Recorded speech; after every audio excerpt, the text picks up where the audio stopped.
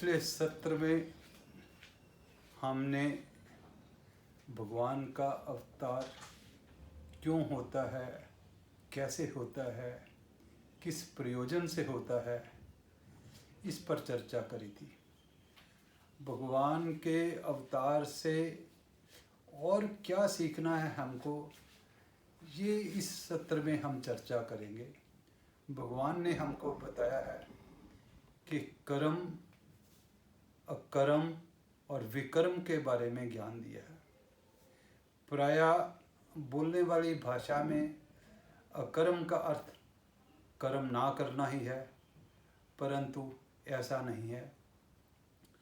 अकर्म का अर्थ कर्म करना पर निर्लिप्तता के बिना करना, कर्तृत्व भाव के बिना करना, स्वार्थ के बिना करना, यही कर्म को अकर्म बना देता है। जब हम कर्म करते हैं और ये कर्तृत्व भाव, लिप्तता, स्वार्थ, तो कर्म बंधनकारी होते हैं और वो बंधनकारी कर्म हमें पाप पुण्य में फंसाते हैं, स्वर्ग नरक में ले जाते हैं, पुनः पुनः जन्म में मरण में पड़ते हैं। पुनरपि जननम पुनरपि मननम मरणम पुनरपि जननी जठरे शयनम इस संसारे बहु दुस्तारे कृपया पारे पाहि मुरारे।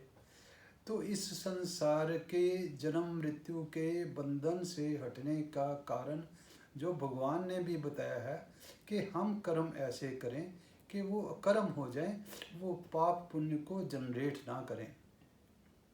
भगवान ने अपने बारे में भी यही बताया है, न मा कर्माणि लिम्पन्ति न मे कर्म फल स्पृहा।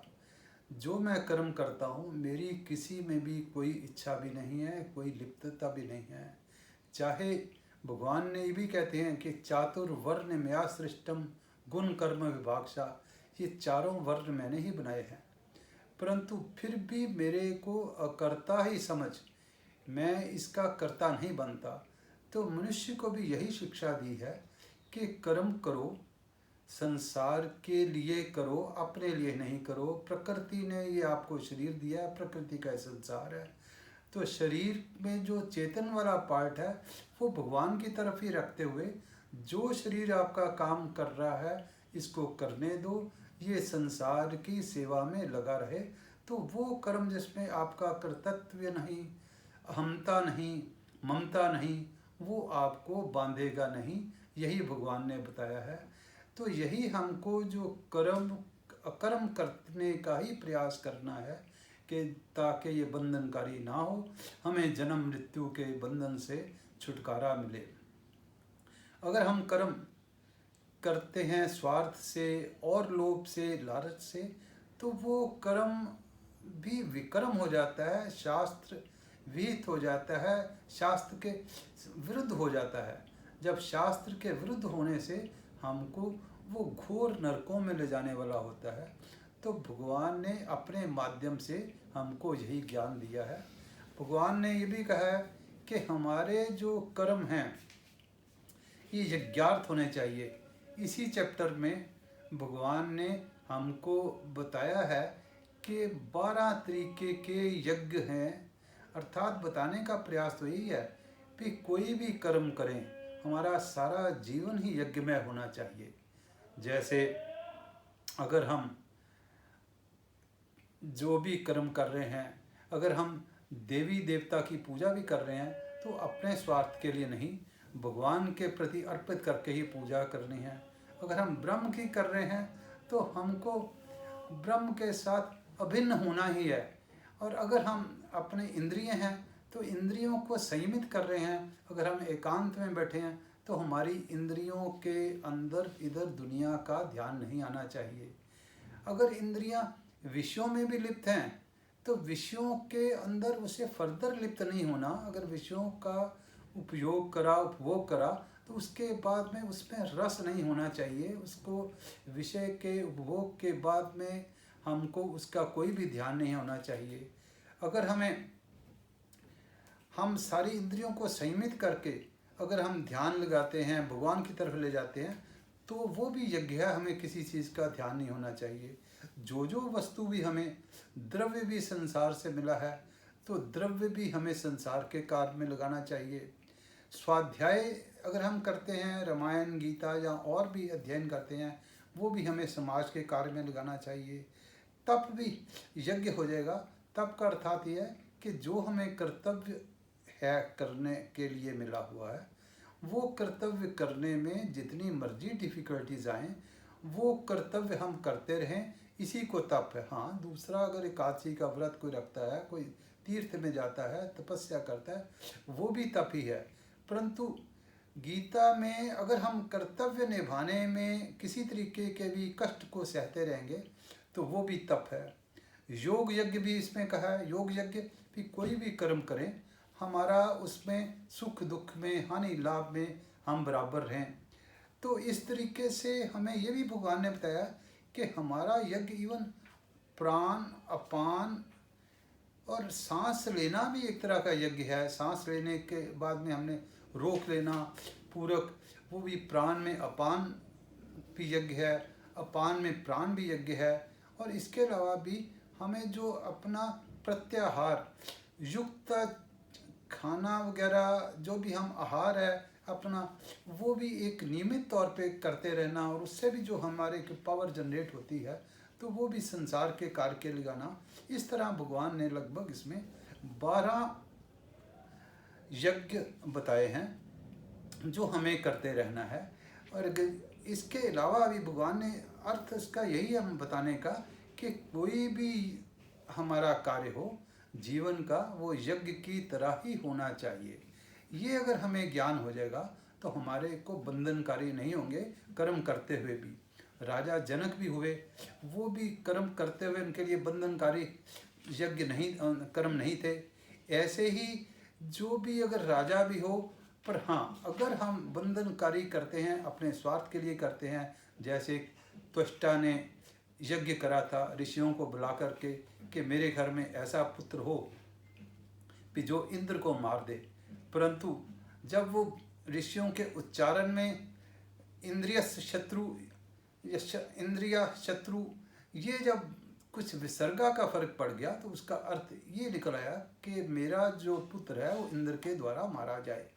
तो जब हम अपने कर्म को किसी विचार से, किसी भाव से, किसी अपने कर्म फल की इच्छा से करेंगे तो वो विक्रम का विक्रम भी हो जाएगा। तो हमें इस तरीके से ज्ञान लेना है। ये ज्ञान के लिए अर्जुन को भगवान ने बताना तो नहीं था कि जाओ तुम किसी गुरु के पास जाके ज्ञान लो, परंतु फिर भी अपने इस ज्ञान के साथ साथ जो इसका दूसरा साधन भगवान ने बताया है कि जाओ, अगर तुम ज्ञान लेना चाहते हो तो जाओ गुरु के पास। तद विद्धि प्रणिपातेन परिप्रश्नेन सेव्या उपदेक्षन्ति ते ज्ञानम ज्ञानं तत्वदर्शिना। भी जाके गुरु के पास से भी जो तत्व ज्ञानी हो, अनुभवी हो, जो शास्त्रज्ञ हो, उसके पास जाकर के उसको प्रणाम करके, उसकी सेवा करके, उसके परिप्रश्न अगर आपके मन में डाउट है ये भी करके आप जो ज्ञान प्राप्त कर सकते हो।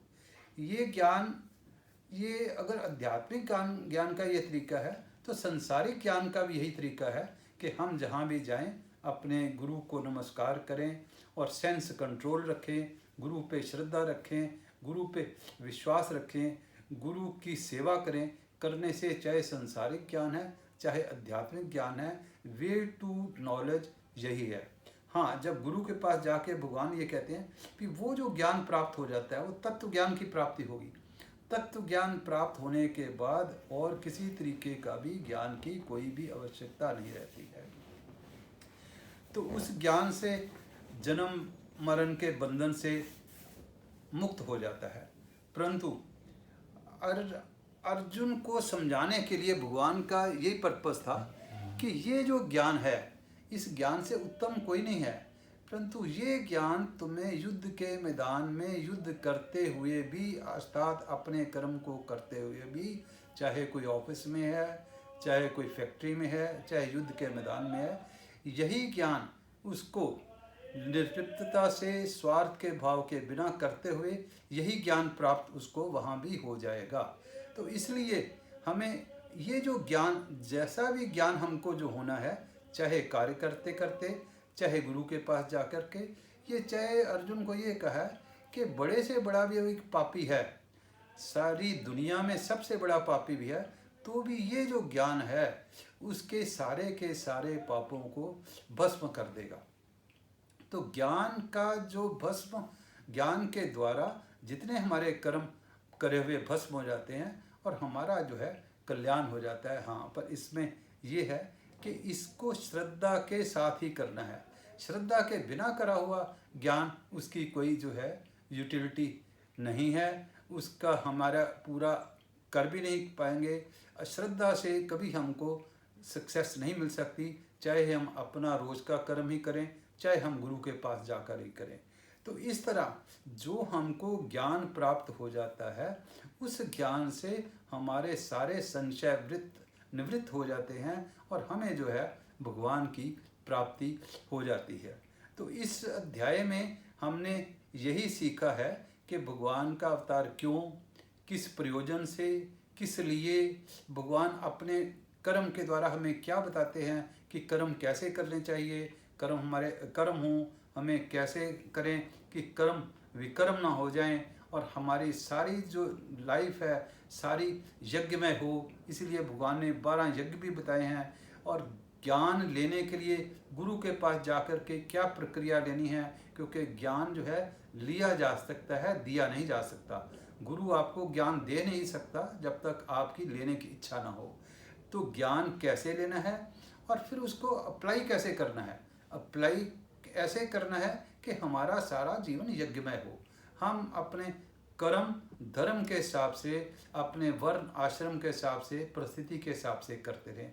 ये इस अगर हम चौथे अध्याय को अपने मनन करके अपने व्यवहार में लाएंगे तो हम जो दुनिया के जन्म मरण से फ्री हो जाएंगे। यही इस चौथे अध्याय का सारांश हम समझ लगता है। हाँ, अगले सत्र में हम कर्मों को और फाइन ट्यूनिंग करके, इस कर्म में फिर भी इस अध्याय में ये था कि मैं यज्ञ करके और गुरु के पास जाकर के थोड़ा सा इसमें अहम का अंश है। पर अगले अध्याय में जब भगवान हमको बताएंगे, 5वां अध्याय अगले सत्र में शुरू करेंगे, तो उसमें इस अहम वाले को भी हटा देने से ही हमारा त्याग की बजाय संन्यास हो जाएगा। तो त्याग और संन्यास में क्या उत्तम है, ये हम अगले 5वें अध्याय में अगले सत्र में करेंगे।